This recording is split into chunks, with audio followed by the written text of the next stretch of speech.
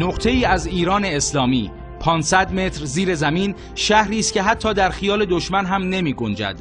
بیا با ما همسفر باش و نگاهی بیانداز گوشه‌ای از اقتدار دفاعی سپاهیان اسلام را.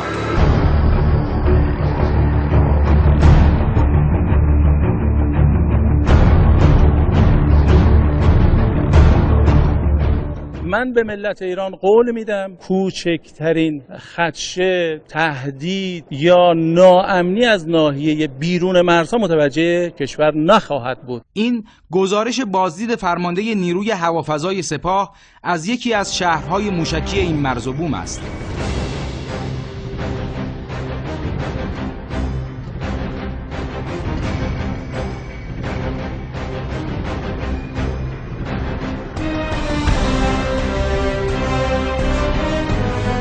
آتشفشانی در اعماق زمین که اگر فوران کند خانمان سوز است برای هر بیگانه. پیرامون ما همه کشورها ناامنه و کشور ما در اوج ثبات قرار داره. اینا نتیجه تلاش شبانه روزی نیروهای مسلح، پاسداران ما، بسیجیان ما، ارتش ما، نیروی انتظامی ماست.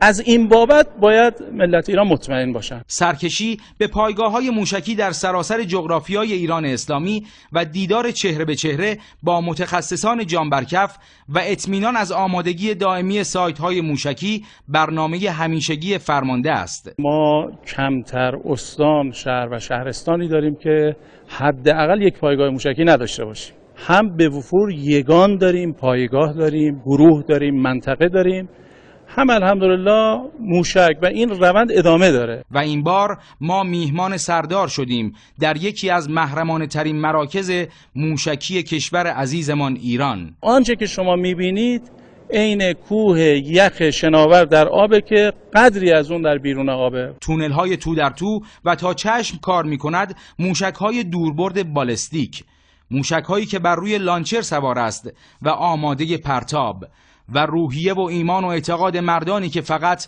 منتظر دستورند. پاسداران عزیز همه در اوج آمادگی هستند، منتظرن که امام خامنه‌ای عزیز لب تر کنه.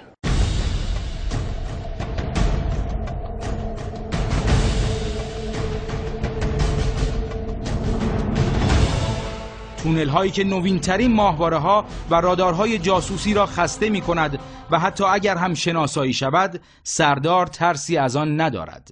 آنقدر پایگاه زیاد داریم که هر مقدارم شناسایی بکنن قادر نیستند مقابله بکنن با مجموع پایگاه های ما. و اینجا نمای کوچکی از گزینه های زیر میز ماست مقابل گزینه های روی میز آنها. و اینجا تنها یکی از صدها پایگاه موشکی سپاه پاسداران انقلاب اسلامی است. موشک‌های دوربرد و پرقدرتی که 24 ساعته عملیاتی هستند و سپاهیان اسلام هر لحظه دستانشان بر روی ماشه است.